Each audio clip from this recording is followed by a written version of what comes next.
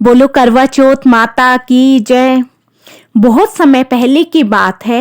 एक साहूकार के 7 बेटे और उनकी एक बहन थी। सभी सातों भाई अपनी बहन से बहुत प्यार करते थे, यहाँ तक कि वे पहले उसे खाना खिलाते और बाद में स्वयं खाते थे। एक बार उनकी बहन ससुराल से मायके आई हुई थी।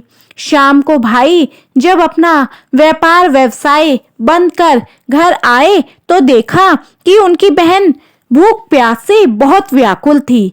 सभी भाई खाना खाने बैठे और अपनी बहन से भी खाना खाने का आग्रह करने लगे, लेकिन बहन ने बताया कि उसका आज करवा चौथ का निर्जला व्रत है और वह खाना सिर्फ चंद्रमा को देखकर और उसे अधरे देकर ही खा सकती है। चूंकि चंद्रमा अभी तक नहीं निकला है, इसलिए वह भूख प्यास से व्याकुल होती है। सबसे छोटे भाई को अपनी बहन की ऐसी हालत ना देखी गई और वह दूर पीपल के पेड़ पर एक दीपक जलाकर छलनी की ओट में रख देता है। दूर से देखने पर वह ऐसा प्रतीत हो रहा था कि जैसे चतुर्थी का चांद उदित हो रहा है।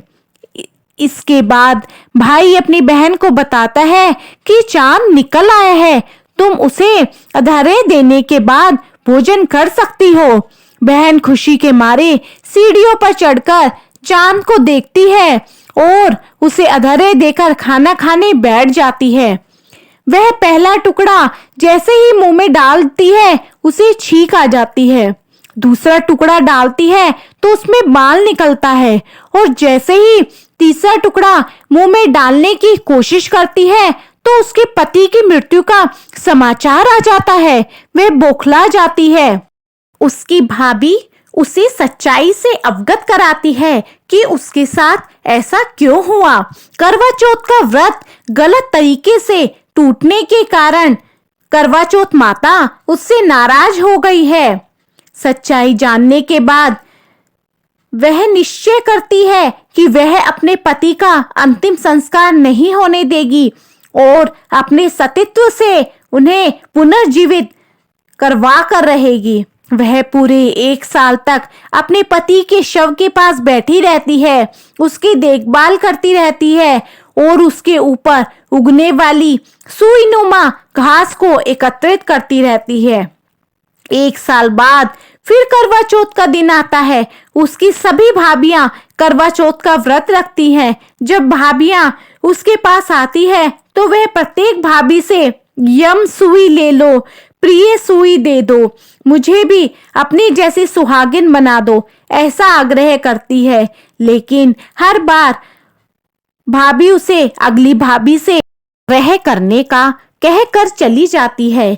इस प्रकार जब छठे नंबर की भाभी आती है तो वह यही बात दोहराती है। यह भाभी उसे बताती है कि चूंकि सबसे छोटे भाई की वजह से उसका व्रत टूटा था, अतः उसकी पत्नी में ही शक्ति है कि वह तुम्हारे पति को दोबारा जीवित कर सकती है। इसलिए जब वह आए तो उसे पकड़ लेना और जब तक वह तुम्हारे पति को जिंदा ना कर दे उसे नहीं छोड़ना। ऐसा कहकर वह चली जाती है। सबसे अंत में छोटी भाभी आती है। वह उनसे भी सुहागिन बनने का आग्रह करती है, लेकिन वह टाल मटोली करने लगती है। इसे देखकर वह जोर से अपनी भाभी का हाथ पकड़ लेती है और अपनी सुहाग को जिंदा करने के लिए कहती है। भाभी उससे छुड़ाने के लिए नोचती है, खसोटती है, लेकिन वह अपनी भाभी को नहीं छोड़ती।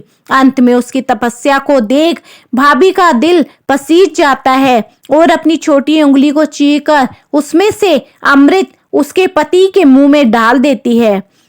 अब उसका पति तुरंत ही जीवित होकर खड़ा हो जाता है।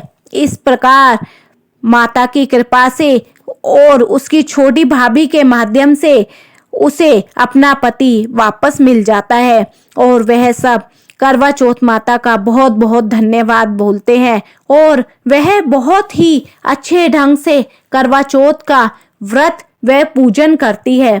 तो हे करवा चौथ माता, जैसे आपने उसका सुहाग उसे वापस दे दिया और उसका सुहाग बना दिया, ऐसे ही सबका सुहाग बनाए रखना।